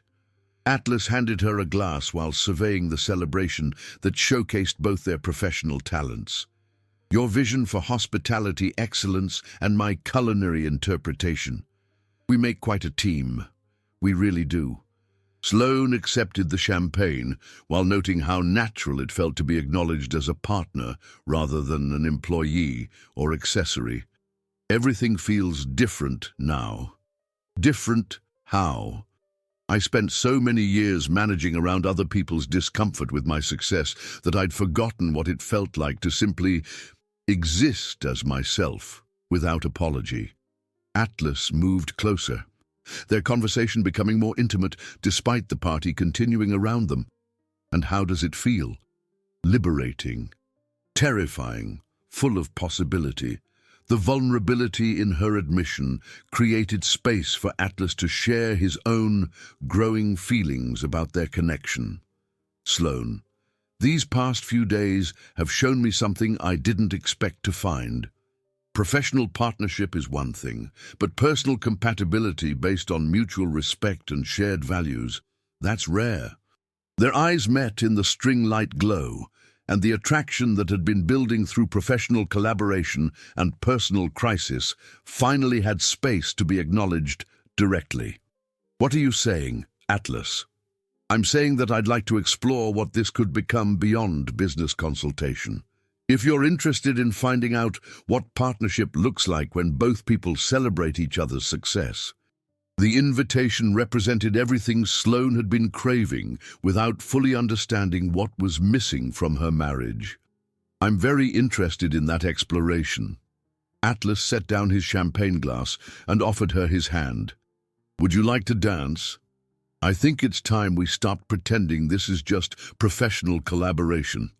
Sloan accepted his hand and allowed him to lead her onto the dance floor, where other couples swayed to music that seemed designed for new beginnings and honest conversations about the future. As they began moving together, Atlas's arms providing the kind of support that enhanced rather than constrained her independence, Sloan felt the last walls around her heart beginning to dissolve. "This is what partnership should feel like, isn't it?" Atlas's voice was quiet enough for only her to hear, 2 people making each other stronger rather than smaller. "Yes, it really is."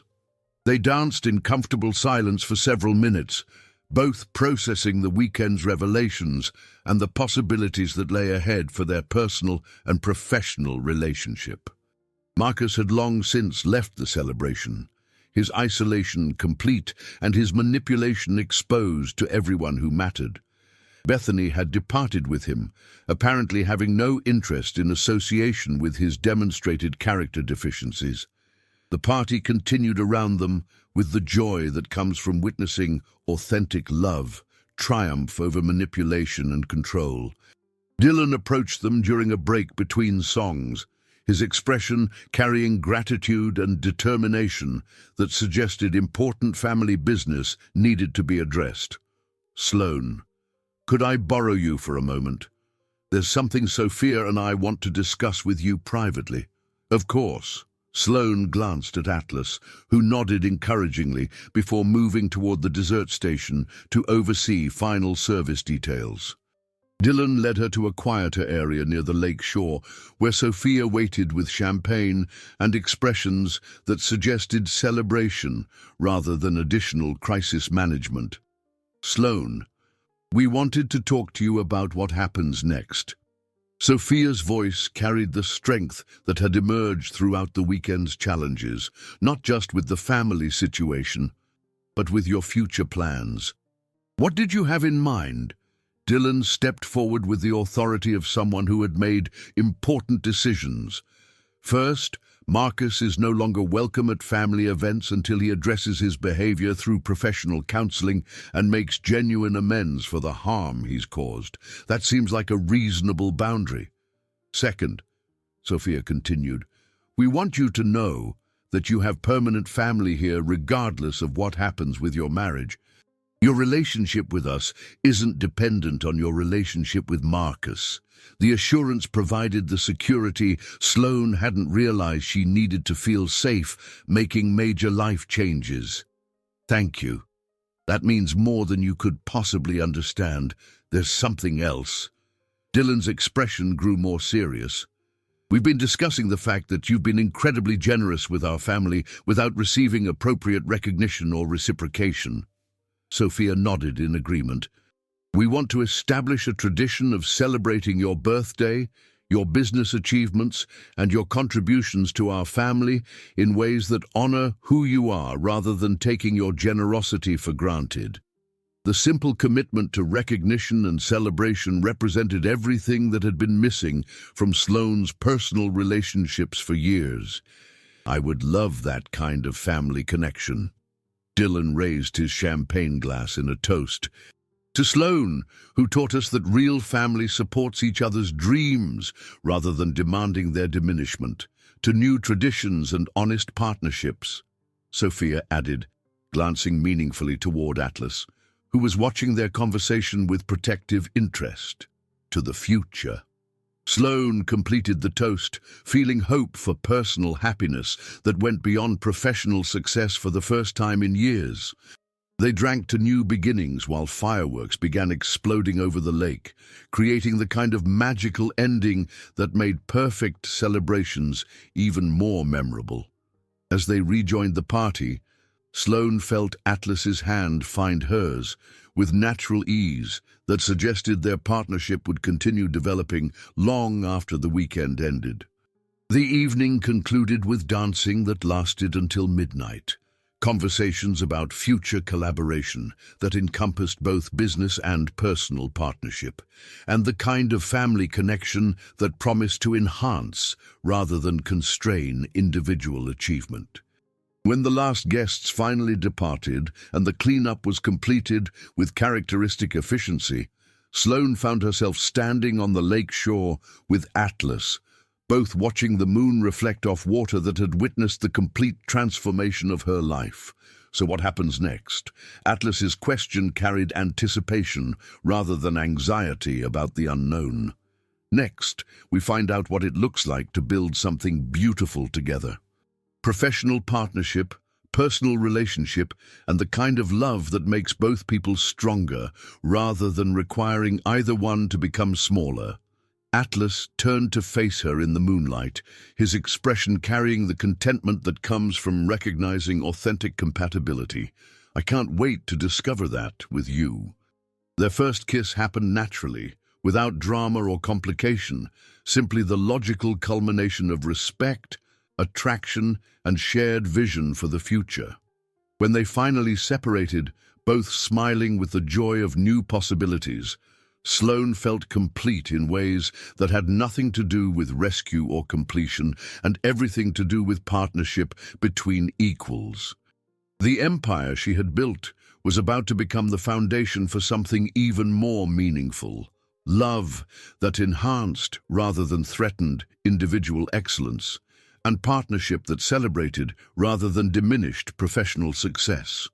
3 months later, the future they had envisioned that night would begin taking shape through collaboration that proved two people could indeed make each other stronger while building something beautiful together. 3 months later, the grand opening celebration of Cascade Forest Kitchen buzzed with industry luminaries, food critics, and local dignitaries who had traveled from across the Pacific Northwest to experience the culinary collaboration that had already generated significant media attention.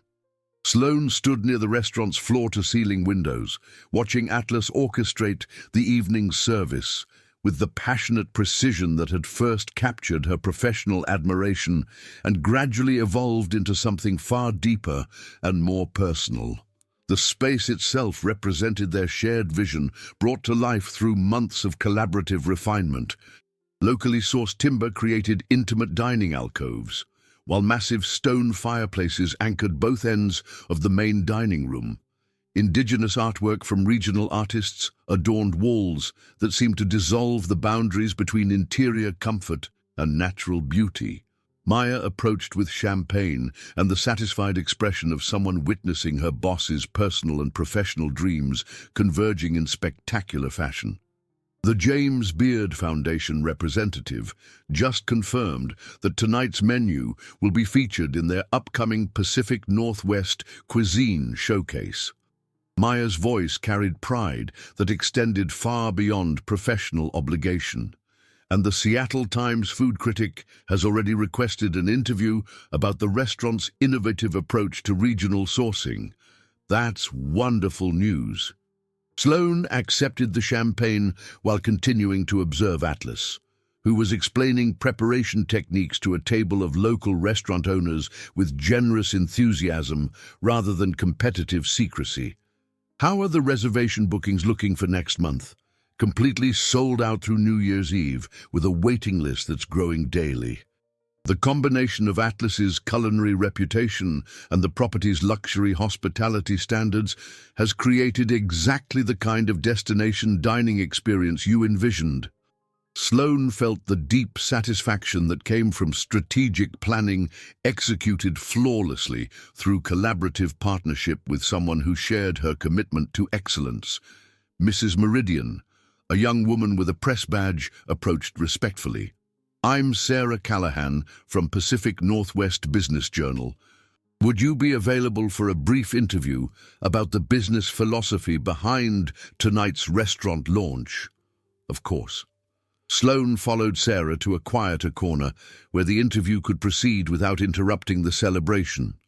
Mrs. Meridian, Meridian Luxury Resorts, has gained significant recognition for integrating local culture with high-end hospitality. How does tonight's restaurant opening reflect that philosophy? Cascade Forest Kitchen represents our belief that luxury experiences should celebrate rather than overshadow the natural and cultural richness of their locations. Atlas Donovan's culinary vision perfectly complements our commitment to supporting regional artisans, sustainable practices, and authentic guest experiences. The interviewer scribbled notes while observing Atlas interact with guests. "Your partnership with Chef Donovan seems to go beyond typical consultant relationships. How has that collaboration influenced the project's success?" Atlas brings exceptional culinary expertise, but more importantly, he understands that great restaurants create emotional connections through food that tells stories about place and community. Our collaboration has been built on shared values about enhancing, rather than exploiting, the resources that make this region special. Sarah glanced meaningfully toward Atlas, who was currently explaining local mushroom varieties to fascinated guests. "There are rumors that your professional partnership has developed personal dimensions. Can you comment on that?" Sloan felt warmth spreading through her chest as she considered how to acknowledge their relationship without overshadowing the evening's business focus. Atlas and I have discovered that we share compatible visions for both professional excellence and personal partnership. We're building something beautiful together in multiple aspects of our lives. The interview continued for several more minutes, covering business expansion plans, industry recognition, and Sloan's perspective on female entrepreneurship in the hospitality sector. When it concluded, Sarah shook her hand with genuine admiration. "Thank you, Mrs. Meridian. Your story is exactly the kind of inspiring leadership example our readers need to see." As Sarah departed, Dylan and Sophia approached with champagne glasses and expressions of family pride that had become wonderfully familiar over the past 3 months. "Sloan, this evening is absolutely incredible." Sophia's enthusiasm was infectious as she gestured toward the crowded restaurant where every table buzzed with animated conversation. "The food is extraordinary, the atmosphere is magical, and watching you and Atlas work together, it's like seeing partnership at its absolute best." Dylan nodded in agreement while scanning the celebration that showcased his sister-in-law's business acumen. "The industry recognition you've both earned tonight proves that collaboration based on mutual respect creates something more powerful than individual achievement alone. How are you feeling about everything?" Sophia's question carried the caring attention that had made their family relationship so meaningful to Sloan. "Grateful beyond description. 3 months ago, I was hiding my professional success to accommodate someone else's insecurity. Tonight, I'm celebrating collaborative achievement with someone who enhances rather than threatens my capabilities." Dylan raised his champagne glass in a toast. "To Sloan, who taught us that real partnership makes both people stronger, and to Atlas, who recognized what Marcus was too insecure to appreciate." They drank to continued success, while watching Atlas approach their group with 2 plates of the evening's signature dessert and an expression of barely contained excitement. "Ladies and gentlemen," Atlas announced with mock formality, "I present the culmination of 3 months of recipe development, Douglas fir honey panna cotta with huckleberry compote and pine nut brittle." The dessert looked like edible landscape art, capturing the essence of Pacific Northwest forests in flavors that were both familiar and surprisingly sophisticated. Sloan took a bite and closed her eyes, processing the complex tastes that somehow managed to encapsulate the entire region's character in a single spoonful. "This is absolutely extraordinary. It tastes like walking through old-growth forests while simultaneously feeling completely pampered." Atlas beamed with the satisfaction of someone whose creative vision had been perfectly executed and genuinely appreciated. "That was exactly the reaction I was hoping for." Dylan sampled the dessert with obvious appreciation. "Atlas, this is restaurant-quality artistry that will keep people talking about tonight for months." More importantly, Sophia added, "It represents the kind of innovation that happens when talented people collaborate instead of compete." Their celebration was interrupted by the arrival of James Patterson, the regional director for the James Beard Foundation, who approached with the kind of serious expression that suggested important business rather than social conversation. "Chef Donovan, Mrs. Meridian, congratulations on tonight's exceptional presentation. I wanted to inform you personally that the Foundation's selection committee has voted to nominate Cascade Forest Kitchen for Outstanding New Restaurant in our upcoming awards cycle." Atlas felt genuine shock at the unexpected honor. "Mr. Patterson, we've only been open for 1 evening, which makes the quality of tonight's execution even more impressive. The menu design, service coordination, and overall guest experience represent exactly the kind of culinary innovation we exist to recognize and promote." Sloan watched Atlas process the news with characteristic humility that made her admiration for his character deepen even further. "Mrs. Meridian, Patterson continued, the Foundation would also like to recognize Meridian Luxury Resorts for outstanding hospitality partnership. Your support for regional cuisine and sustainable business practices represents industry leadership that deserves national attention. The dual recognition felt like validation of everything they had built together, both professionally and personally. Thank you, Mr. Patterson. This honor means more than you could possibly understand. After Patterson departed to rejoin the celebration, Atlas turned to Sloan with an expression that combined professional pride with something more personal and immediate. Can I steal you away for a few minutes? There's something I'd like to discuss privately. Of course, Sloan followed Atlas through the restaurant's service corridors to a private dining alcove that had been set aside from the evening's festivities. The intimate space was illuminated by candles and featured a single table set with linens and flowers that created romantic atmosphere without overwhelming the natural beauty visible through the windows. Atlas, this is beautiful. What's the occasion? Sit down and I'll explain. Sloan settled into the chair he held for her, noting the nervous energy in his movements that suggested whatever he wanted to discuss carried significant emotional weight. Atlas poured wine from a bottle of local vintage that had been chilled to perfection, then sat across from her with hands that trembled slightly as he reached for his glass. Sloan, these past 3 months have been the most personally and professionally fulfilling of my entire life, mine as well. When we first met, I was immediately impressed by your business vision and strategic thinking, but as I've gotten to know you, Atlas paused, gathering courage for what he wanted to say. You've shown me what partnership actually means. Not just collaboration or mutual support, but genuine enhancement of each other's capabilities and dreams. Where is this leading? Atlas stood up and moved around the table to kneel beside her chair, producing a small velvet box from his jacket pocket with hands that shook with emotion rather than uncertainty. It's leading to this question. Sloan Meridian, would you marry me? The proposal took her breath away, not because it was unexpected, but because it represented everything she had stopped believing was possible. Atlas opened the box to reveal a ring that perfectly captured their shared aesthetic. A stunning emerald-cut diamond, surrounded by smaller stones that caught candlelight like dewdrops on forest leaves.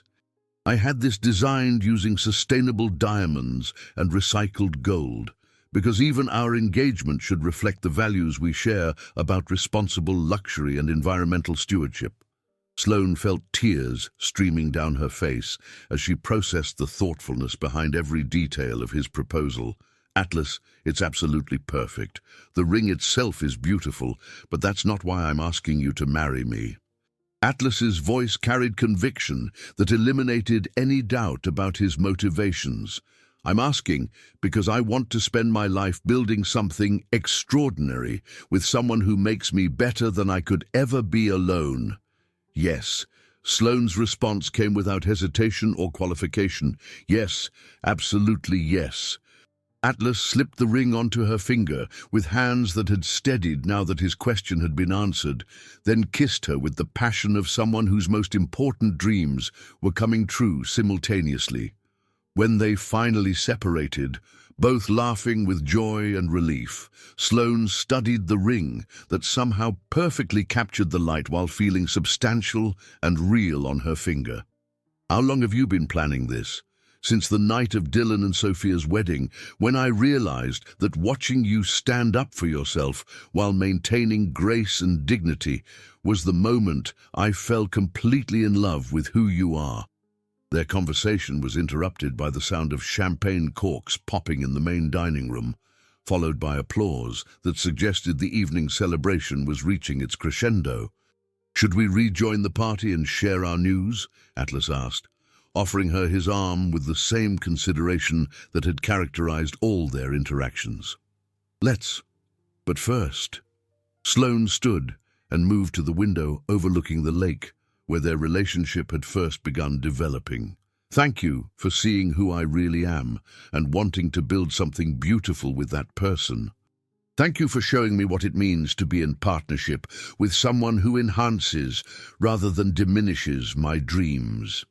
They returned to the celebration hand in hand, where Dylan and Sophia immediately noticed the ring and began crying with happiness before demanding the complete story of the proposal.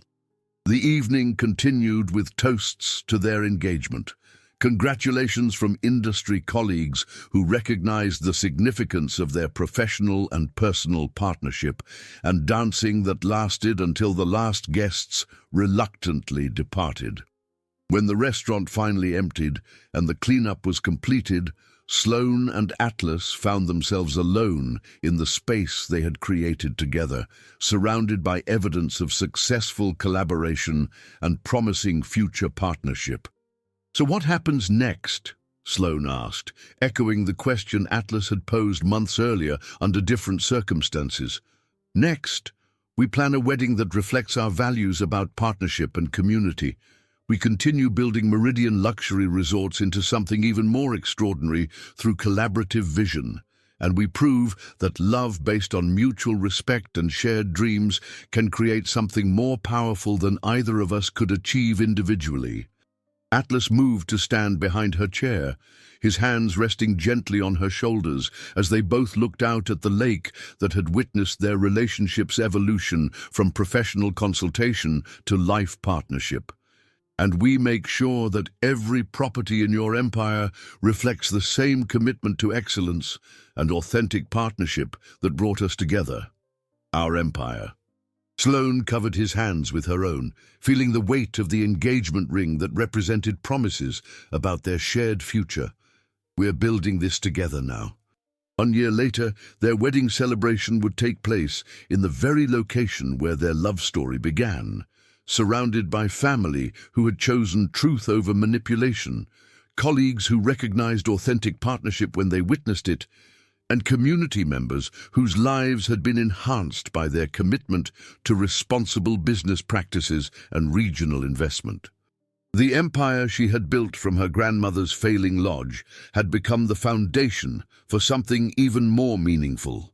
Love that enhanced rather than threatened individual achievement, partnership that celebrated rather than diminished professional success, and family that supported rather than constrained personal growth.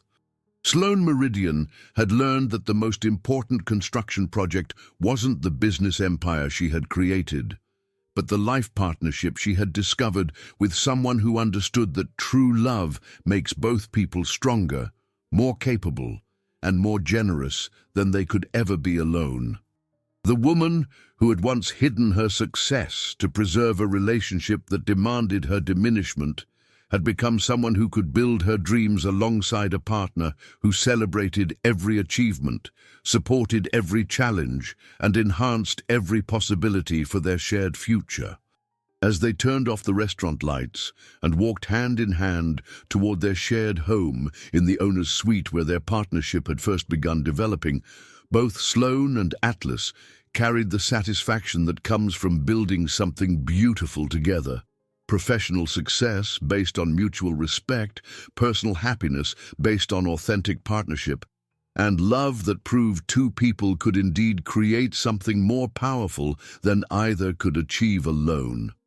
The empire they were building together would extend far beyond luxury hospitality properties to encompass every aspect of lives lived in genuine partnership, where individual excellence was celebrated rather than threatened, and where love enhanced rather than diminished the dreams they chose to pursue together. 6 months later, their first collaborative cookbook would be published, featuring recipes that told the story of Pacific Northwest ingredients alongside business lessons about building sustainable partnerships in competitive industries. 18 months after their engagement, Sloan would be featured on the cover of Entrepreneur magazine as one of America's most innovative female business leaders, with Atlas proudly quoted throughout the article about their collaborative approach to professional and personal partnership. 2 years after their first meeting, They would open their second collaborative restaurant in Portland, establishing Meridian Luxury Resorts as the Pacific Northwest's premier destination for culinary tourism and sustainable hospitality.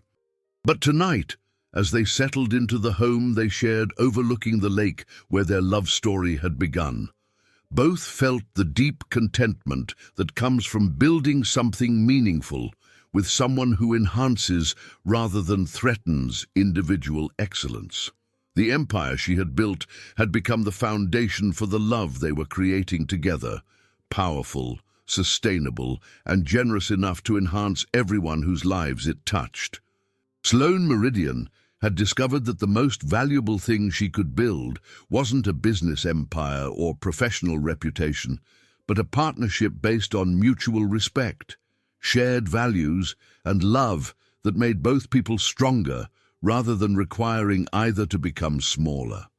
And in the quiet moments before sleep, surrounded by evidence of dreams achieved through collaborative effort and authentic partnership, she felt the profound satisfaction that comes from building not just success, but meaning, with someone who understood that the best love enhances rather than diminishes the people brave enough to create it together. I hope you enjoyed today's story. Subscribe to the channel so you don't miss more stories like this. Leave a like and comment below what you thought of the story. See you in the next video.